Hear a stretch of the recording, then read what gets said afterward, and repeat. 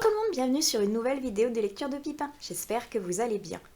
Ça y est, le Pumpkin Autumn Challenge est terminé. Je suis très triste parce que chaque année c'est vraiment l'un de mes challenges préférés vu que c'est le tout premier que j'ai connu et par lequel donc j'ai commencé l'univers des challenges littéraires. Donc j'ai une petite affection particulière pour celui-ci. Et le voir s'envoler comme ça, ça me rend triste. Mais je sais que derrière, il y a également le Cold Winter Challenge qui arrive, donc un nouveau challenge littéraire, je ne serai pas dépaysée très très longtemps. Bref, ceci étant, c'est donc la fin de ce challenge et est-ce que, oui ou non, j'ai réussi cette année à le compléter en entier? C'est ce que nous allons voir tout de suite. Avant de commencer, merci une fois de plus à Guimauve de nous avoir concocté un challenge merveilleux cette année encore. J'ai très hâte déjà à l'an prochain. Et donc commençons tout de suite par les premiers menus, savoir si oui ou non je les ai complétés. J'ai repris mon carnet pour pas me tromper, parce que depuis le temps je me rappelle plus des noms des menus complètement. Le premier c'était donc Automne frissonnant. Et la première sous-catégorie, Ghost Hunt, avec des fantômes, des chasseurs de fantômes, exorcisme, possession ou enquête. Là j'avais mis le bureau des affaires occultes de Éric Foissier. Et ça commence très bien pour une fois ce challenge parce que je l'ai lu celui-ci. Et il était pas mal du tout. C'est vrai qu'une fois de plus, je m'étais faite happer par cette magnifique couverture assez mystérieuse. Et je voulais absolument découvrir cette plume parce que le tome 2 sortait et je n'avais même pas fait le tome 1. Ça y est, c'est chose faite, je l'ai lu. J'ai été semi-contente. Contente parce que j'ai beaucoup aimé la plume avec l'ambiance de ce Paris de 1800 et quelques, je ne sais plus exactement combien. Mais j'ai beaucoup aimé cette période. La plume nous retranscrit parfaitement une ambiance un peu mystérieuse, un petit peu course au tueur, sans savoir vraiment qui c'est que l'on pourchasse. Donc ça, j'ai beaucoup aimé. En revanche, le titre me parle d'affaires occultes et il n'y en avait vraiment aucune dedans. Donc moi, ça m'avait un petit peu embêté parce que le titre est un petit peu mensonger quand même. Donc à voir avec le tome 2 si enfin il y a de l'occulte qui arrive. Sinon, ça sert à rien de le mettre dans le titre finalement. À voir. En attendant, j'ai bien aimé. J'ai hâte de voir quand même le tome 2, ce qu'il va nous donner. La deuxième catégorie, c'était le portrait du mal, où il fallait avoir une couverture avec un visage dessus. J'avais choisi Nox, qui est juste ici. Voilà, Nox, qui est aux éditions du Chat Noir de Héloïse Tanguy. Tang, je ne sais pas trop. C'est dans la collection Cheshire. Et je l'avais trouvé super jolie avec cette petite ambiance gothico-macabre. Et on sent derrière, rien que cette image, qu'il va y avoir quelque chose d'un petit peu sombre. En même temps, c'est un peu la spécialité des éditions du Chat Noir. Mais tout ça pour dire que j'ai pas eu le temps de le lire. Je suis très triste parce que ça fait 2 fois que j'essaye de le lire en le casant dans des challenges et 2 fois que je n'y arrive pas. Parce que je lis autre chose, parce que j'ai eu entre-temps des SP qui sont tombés, et bref, j'ai pas eu le temps. Et je suis très très triste parce que je voudrais le découvrir. Depuis le temps qu'il est dans ma palle, en plus en octobre ou dans la période Halloween, il aurait été vraiment parfait, donc j'essaierai de le caser ailleurs ou dans un autre challenge, qui sait, pour pouvoir enfin le découvrir. Dernière sous-catégorie pour ce menu, les sacs Madrox au milieu des lucioles, avec historique, drame, biographie, frères et sœurs. Là j'avais mis La Villa aux étoffes de Anne Jacobs, et je l'ai lu. Oh, enfin, depuis le temps que je voyais passer cette série qui a réussi à avoir presque 6 ou 7 tomes et que j'avais même pas commencé le premier, j'étais bien embêtée parce que quelque chose me disait que j'allais aimer, au contraire des Chroniques de Bridgerton que je n'ai toujours pas lu, mais lui, je sens que ça va pas le faire entre nous. La Villa aux étoffes, j'ai beaucoup aimé. La plume est géniale, elle nous transporte dans cette Allemagne d'autres temps, dans les années 1900, avec ces grands manoirs, avec ces balles, avec ces fêtes, avec cette émancipation de la femme qui cherche à ne plus être sous le joug de l'homme et à faire ce qu'elle a envie quand elle en a envie. Qu'est-ce que c'était bien! C'était vraiment chouette. Je ne pensais pas autant aimer, alors que, entre guillemets, c'est une histoire banale où il pourrait rien se passer, mais l'autrice arrive à mettre un petit quelque chose derrière qui fait que ça nous happe, ça nous donne envie d'aller plus loin, de connaître les secrets, les mystères de cette mystérieuse famille. Et moi j'ai adoré. Je me suis régalée avec ce premier tome et là c'est sûr que je vais avoir envie de lire la suite parce que le premier m'a vraiment bien convaincue. J'espère que la suite sera à la hauteur en tout cas de ce premier tome parce que celui-ci, Je l'avais vraiment beaucoup aimé. Passons maintenant au second menu, Automne de l'étrange. Avec en première catégorie, c'était les mystérieux habitants de Pottsfield. Mots-clés, automne, Samhain ou Halloween. Et pour bien coller au menu, j'avais décidé de mettre un Agatha Christie qui s'appelle Crime d'Halloween. Rien de mieux, c'était la traduction de Janine Lévy et c'est une vieille édition que j'ai au Club des Masques qui a été un petit peu rongée par une souris. Voilà. Et je l'avais mis l'an dernier dans mon Pumpkin Autumn Challenge. Je l'ai remis cette année. Et je pense que je vais le remettre l'année prochaine parce que je ne l'ai toujours pas lu. Voilà. Ça fait 2 années consécutives. Pourtant, il est vraiment pas gros. Et j'ai pas eu le temps de le lire. Je me suis ruée sur d'autres livres, comme La Villa aux étoffes qui faisait presque 700 pages. Donc, c'est vrai qu'un tout petit comme ça aurait pu se lire beaucoup plus vite. Mais j'étais plus intriguée par La Villa que je ne connaissais absolument pas. Que lui, j'ai lu il y a très longtemps, mais où je pense que quand je vais le relire, des souvenirs vont me revenir en mémoire, donc c'est vrai que j'ai mis en priorité ceux que je n'avais pas du tout lus. Ce qui fait que donc, il va retourner dans sa place dans la palle et ressurgir certainement au Pumpkin de l'automne prochain. On verra si ce sera la bonne pour l'an prochain. En attendant, il retourne dans ma palle. La deuxième catégorie, la cueillette des champignons, avec forêt, récolte, poison et petit peuple. Et là, j'avais mis « Et toujours les forêts » de Sandrine Colette, parce qu'il y avait donc forêt dans le thème, dans le titre et sur la couverture. Et je ne l'ai pas lu. Mais là, c'est entièrement ma faute, parce que ce livre, je ne l'avais pas, j'avais prévu de l'emprunter à ma médiathèque, et j'ai complètement oublié qu'il était sur ma liste du Pumpkin, donc je ne l'ai jamais emprunté. Voilà. C'est tout moi ça, je fais des listes, mais quand je vais emprunter des livres, je l'oublie, cette liste. Donc j'emprunte totalement autre chose, et ce qui fait que quand je me suis dit, allez, on va se pencher pour voir où est-ce qu'on en est du Pumpkin, je fais, oups. Et pas celui-là, hein. C'est clair, net et précis que je ne l'aurai pas à 100% le Pumpkin cette année, rien qu'avec celui-ci. Donc tant pis, mais ça c'est entièrement ma faute. Ce sera pour la prochaine fois que je le découvrirai si ma petite tête ne me joue pas des tours. Ensuite, nous avions In the Dark, I Hear a Call, avec fantasy, ambivalence, quête. Et là, j'avais mis Eliskova avec A Duel with the Vampire Lord. Parce que vampire, parce que parfait pour Halloween et parfait pour quête, fantastique et tous les mots-clés qu'il y avait dedans. Tellement parfait que je ne l'ai pas lu non plus. Faut que j'arrête de mettre des livres qui me hypent de fou comme ça et que je me laisse de côté alors que j'ai envie de les lire. C'est terriblement frustrant. Et pour moi de le revoir et me dire je l'ai pas lu, ça me tente franchement de le lire alors que entre guillemets la période un petit peu vampiresque est passée. Donc je suis plus tout à fait dans le mood vampire. Après on verra, il suffit que j'ai un déclic et que je le ressorte de manière totalement impromptue. Mais en attendant, je suis très triste et frustrée de ne pas avoir pu le lire et de ne pas avoir pu valider une catégorie aussi de ce challenge. Donc, le petit couinement, c'était Snake. Veuillez m'excuser, il veut sortir, je reviens. Me revoilà donc. Après avoir fait sortir mon chien, nous arrivons à la dernière catégorie de ce menu qui s'appelait soit vent, rêve, cendre et néant, soit nuit noire, âme et souhait. Avec en mots-clés conte, gothique, macabre, sorcière, sauvetage, disparition. Tout ça, oui. Et là, j'en avais mis soit Mexican Gothic, soit Witch and God, le premier tome. Mexican Gothic, malheureusement, je n'ai pas eu le temps de le lire, mais c'est pas l'envie qui m'en manque pourtant parce qu'il a l'air incroyable et je l'ai vu passer plein de fois à cette période de l'année, donc j'espère le sortir incessamment sous peu parce que j'aimerais vraiment le lire lui aussi. En revanche, Witch and God, je l'ai lu. C'était le premier tome de Livingstone, aux éditions BMR si je ne me trompe pas. Et le premier tome s'appelait Ella, la promise. Je l'ai lu, c'était terriblement chouette. Je me suis régalée avec la plume de cette autrice. De la sorcellerie, de la magie, des dieux et déesses grecs, des combats, du mystère, de la trahison, un soupçon, non, un gros quand même soupçon de romance. C'est quand même un peu les éditions BMR. Mais ça ne m'a pas dérangée parce qu'il y a des dieux grecs, donc moi ça me va. Franchement, dès qu'il y a de la mythologie, ça me va.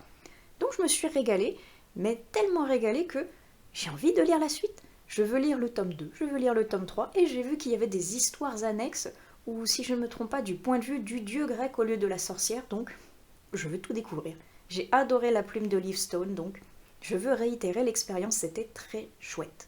Prochain menu, automne, douceur de vivre. Avec en première catégorie, 2 citrouilles valent mieux qu'une, où il fallait lire 1 ou 2 tomes d'une duologie. Et là, j'avais choisi celui qui est juste à côté de moi. Attendez, je l'attrape. Le voici. Il s'agissait de Cœur du démon de Aidan Fox. Alors oui, c'est vrai qu'il fait pas très douceur de vivre, hein, avec cette couverture du fin fond des enfers, mais je l'ai lu, oh putain qu'il était chouette.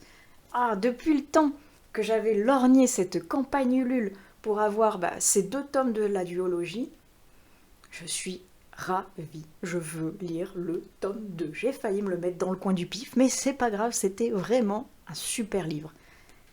Avec une descente aux enfers, un voyage entre guillemets pas tout à fait initiatique, bien que initiatique pour devenir un démon, hein, on va dire, à travers les cercles infernaux avec de la bataille, de la violence. Attention cependant, il s'agit de la dark fantasy, donc comme le nom l'indique, c'est très noir, c'est très violent. Il y a de la torture, il y a de la violence, il y a du sexe, il y a du sang, il y a tout ce que vous pouvez imaginer qui se retrouve aux enfers, puisque ce livre, il est vraiment à fond dedans. Génial. La plume de Aidan, elle est incroyablement chouette. Ça peut paraître étrange de dire que la plume des enfers est chouette, mais moi je me suis régalée. J'avais vraiment l'impression de revivre Dante's Inferno avec des nouvelles idées, avec des nouveaux gardiens de cercle, avec Papa Legba et le baron Samedi, les patrons des premiers et deuxième cercles. Incroyable, de la magie vaudou au milieu des cercles infernaux. Génial. Très très belle découverte, moi je me suis régalée avec celui-ci. Si vous ne connaissez pas, je vous le recommande, super chouette. Passons à la deuxième sous-catégorie, La Maison Slangster avec humour ou livre audio. Alors en humour, vu que j'ai un humour étrange, j'avais mis Cadavre à l'écossaise, parce qu'il y avait marqué un cosy mystery à mourir de rire derrière. Et fou, j'ai pas eu le temps de le lire alors que je suis trop frustrée, il a l'air super chouette, même si j'ai vu passer des avis assez divergents comme quoi il était assez plat et moyen. Moi, ça me donne quand même envie de le lire. Cette couverture m'inspire, ce côté écossais m'inspire également, et le côté cosy mystery dont je n'ai pas l'habitude, mais j'ai bien envie de le découvrir avec celui-ci. Qu'importe la période, je le recaserai quelque part parce que j'ai vraiment envie de le découvrir. Donc je n'ai pas réussi la catégorie avec celui-ci, mais j'ai plutôt écouté un livre audio. Il s'agit de Les temps ultramodernes, qui était une lecture en plus pour le Plib, donc franchement parfait. Et je l'ai écouté. J'ai toujours un petit peu de mal avec les audiobooks du fait que ce soit quelqu'un qui me lise, on va dire, le rythme, plutôt que moi dans ma tête, en imaginant le ton des personnages, en imaginant la scène à mon rythme, à mon goût. J'ai toujours un petit peu de mal. Il n'empêche que le livre est très bien lu, les tons des personnages sont assez bien faits, même si je trouve ça toujours étrange quand un seul personnage, enfin quand un seul lecteur essaye de faire une voix de femme alors qu'il a une voix grave parce que c'est un homme, ou inversement quand une voix de femme qui est assez fluette essaye de faire une voix très grave de bonhomme. Oui, c'est assez sympa, mais étrange aussi suivant l'intonation qu'il prend. Mais donc pas mal. Après, l'histoire ne m'a pas malheureusement plus enjoué que ça. C'était très sympa avec des excellentes idées. Un côté ultra moderne, oui, parce qu'ils ont des voitures volantes, mais à côté de ça, on est dans les années 1900. Non, je sais même plus. On est dans les années où il y a Marie Curie qui est encore en train de faire des expériences. Et donc, ils n'ont pas tout à fait l'eau courante, ils n'ont pas tout à fait la technologie qu'il y a maintenant, mais à côté de ça, ils ont des voitures volantes. Donc c'est assez fou. Ils ont colonisé Mars et on essaye de voir comme ça les avancées qu'il y a, la colonisation avec les Martiens qui ne se passe pas très bien parce que l'homme est arrivé en colon, donc il a complètement écrasé la population martienne, évidemment. On est des hommes, hein. On continue tout le temps la même chose. Bref, très sympa, des bonnes idées, mais malheureusement ça ne m'a pas plus transporté que ça. Donc une bonne lecture, mais entre guillemets presque sans plus malheureusement. Moi je ne l'ai pas sélectionné par exemple parmi la sélection des 25 que je devais faire. Il était bien, mais pas tout à fait à mon goût, je pense qu'il plaira plus à d'autres personnes. Ensuite, nous avons la catégorie « Il n'y a jamais trop d'épices dans ma pumpkin pie » avec nourriture, enfance, famille, transmission. J'ai eu trop d'impatience que ce livre arrive enfin dans ma boîte aux lettres parce que je l'avais commandé via une campagne Ulule lui aussi et il était arrivé. Oh, goûter d'automne, regardez comme il est beau. Franchement, il est un petit peu dans l'univers de Caro from Woodland, point de vue que c'est une jeune femme qui fait tout à l'aquarelle et qui va nous montrer à travers toutes ses recettes ce qu'elle aime cuisiner pour elle, pour sa famille, pour ses enfants, pour se cocooner en automne parce que c'est sa saison favorite. Donc moi j'ai trouvé ça très beau. Hop.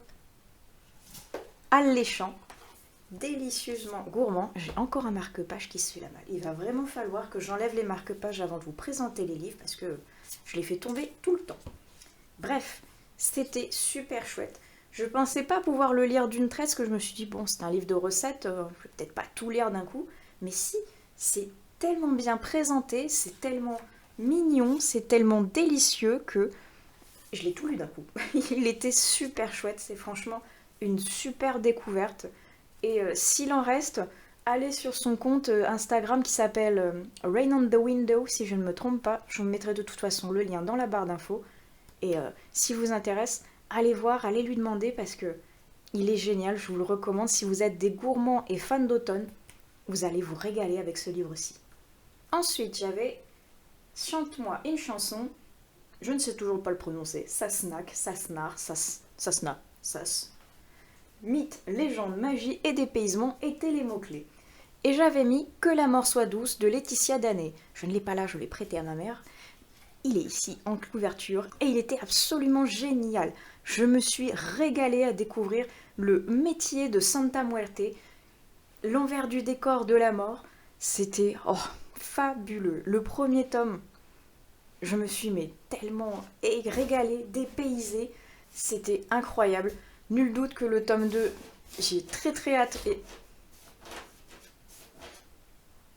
on remercie l'intervention de Snake qui vient de mettre un énorme coup de patte dans ma ring light. Je vous replace bien. Je ne sais pas si vous étiez à peu près comme ça. On va essayer. Hein. Toi, ça suffit. Bref, je disais donc que c'était génial, que le tome 2, je l'attends avec la plus grande des impatiences parce que je veux connaître la fin. Le premier tome se termine sur un cliffhanger, alors qu'on commençait à avoir des débuts de réponses, on commençait à avoir des hypothèses qui se mettaient en place, qui se déliaient, et pouf, tome 2, bien sûr. Alors là, je veux la suite parce que le premier, il était fabuleux. Je veux connaître la suite et fin, et j'adore la plume de Laetitia Danet pour celui-ci. Elle est incroyable. On en arrive au dernier menu qui s'appelle Automne rayonnant, avec en première catégorie We All Born Naked and the Rest is Drag, avec LGBTQI+, diversité. J'avais choisi de lire Elle, et je n'ai pas pu le lire parce que ma médiathèque, une fois de plus, mais là pour une fois c'est pas de ma faute celui-ci. Et toujours les forêts, c'était ma faute, c'est moi qui ai oublié de l'emprunter. En revanche celui-ci, à chaque fois que je voulais l'emprunter, il était déjà réservé. Et comme on peut l'emprunter sur la période de 1 mois, finalement, les 3 mois du challenge, ça passe hyper vite dès que quelqu'un l'emprunte avant nous. Et malheureusement, on arrive maintenant au mois de décembre, et ce livre est toujours réservé et emprunté. Donc, malheureusement, je n'ai pas pu l'emprunter pour le découvrir, parce que quelqu'un l'a encore avec lui. Donc je passe après, j'ai beau faire des réservations, tant que la personne ne le rapporte pas, évidemment je passe après, ce qui est logique. Donc je n'ai pas pu le lire, c'est fort dommage pour moi, parce qu'il a l'air très chouette. Et je parlais avec quelqu'un sur Bookstagram qui venait juste de lire, qui m'avait dit qu'il était incroyable. Le tome 2 était très bien aussi, donc je suis frustrée de voir qu'il plaît, qu'il a l'air tellement chouette, et que je peux pas l'emprunter. Zut, je retournerai à ma médiathèque et j'espère que cette fois-ci il sera libre parce que j'ai très envie de le découvrir celui-ci. Deuxième catégorie, You Cannot Eat the Money, avec écologie, post-apocalyptique, anticipation, science-fiction. Et j'avais mis la BD La baleine blanche des mers mortes, qui reprenait le roman de Aurélie Wellenstein. Et comme le roman, très chouette. Et là en plus, mettre un visage sur le héros, mettre un visage sur les autres protagonistes, une vision sur ce monde post-apocalyptique avec ces hordes de fantômes qui viennent des océans. C'était tellement beau, c'était génial, c'était émouvant. Et j'ai un coup de cœur particulier pour la danseuse aux méduses qui est vraiment magnifique, je trouve. Elle est très poétique, cette jeune femme. J'ai beaucoup aimé, c'était très beau. Mais arrivé à la fin, on a envie de plus. On a envie de rester avec Bengal, on a envie de continuer ses aventures et d'avoir une autre BD qui sait pour continuer d'être avec lui. Bref, j'ai beaucoup aimé, c'était très sympa, autant le roman que la BD. Roman que j'avais lu dans le Pumpkin de l'année passée, donc franchement, je complète les deux, c'était parfait. Très très belle découverte. Et enfin, on arrive à la dernière catégorie de ce menu et de ce challenge qui s'appelait le don des Merry Witch, avec bienveillance, guide, sororité et guérison. Et j'avais remis le premier tome de Witch and God parce que je m'étais dit, bah si, franchement, cette catégorie, elle serait parfaite. Sororité, il y en a une. Guérison, il y en a. Magie, il y en a. Bref, bienveillance, il y en a également. C'était une case parfaite pour le mettre là aussi. Et c'est vrai que stratégiquement parlant, si je le lisais, bah, j'en validais 2 d'un coup. Ce qui a été le cas, donc, et ben, parfait. J'ai pu le valider, c'était une belle découverte que j'ai envie donc de lire le tome 2, le tome 3 et tout le reste qui est autour. Moi, je vous le recommande si vous ne connaissez pas encore, lisez-le si vous êtes fan de sorcellerie, de mythologie et de romance. Alors là, c'est le combo gagnant pour vous. Alors, si on fait le décompte, sur 14 livres, 14 catégories, j'en ai lu 9. C'est pas tout à fait ça, mais c'est quand même pas mal. En sachant qu'il y en a 2 qui venaient de ma médiathèque que je n'ai pas pu emprunter, semi de ma faute, hein, on est d'accord, mais ça compte mine de rien dans le fait que je n'ai pas pu le réussir. Alors, la prochaine fois, je pense que je réserverai plein de livres à l'avance, comme ça, on va essayer de valider les catégories comme on peut, mais en attendant, c'est toujours un plaisir, même si ma liste a été modifiée en cours de route, que j'ai eu des SP qui sont tombés, qu'entre-temps je suis devenue jurée du PLIB, donc j'ai casé d'autres livres à la place. Moi, c'est pas grave. Moi, je me régale tout le temps à faire des listes, à refaire correspondre d'autres livres à l'intérieur. Et peut-être que pour la prochaine fois, qui sait, je vous ferai une palle de challenge et au final, je vous montrerai la palle finale que j'ai lue avec d'autres livres qui n'avaient rien à voir avec ce que j'avais prévu au tout début. On verra, peut-être que je ferai ça, je ne sais pas encore. En attendant, j'espère que cette vidéo vous a plu. N'hésitez pas à utiliser les commentaires pour me dire si vous avez participé au Pumpkin de cette année. Est-ce que vous avez réussi à valider toutes les catégories ou est-ce que comme moi, c'était un petit peu disparate? N'hésitez pas à tout me raconter si vous avez des livres parmi ceux que je vous ai présentés qui vous ont plu, qui vous intriguent, d'autres que vous avez casés à la place des miens. Racontez-moi tout. En attendant, ceci conclut la vidéo du Pumpkin Autumn Challenge 2022.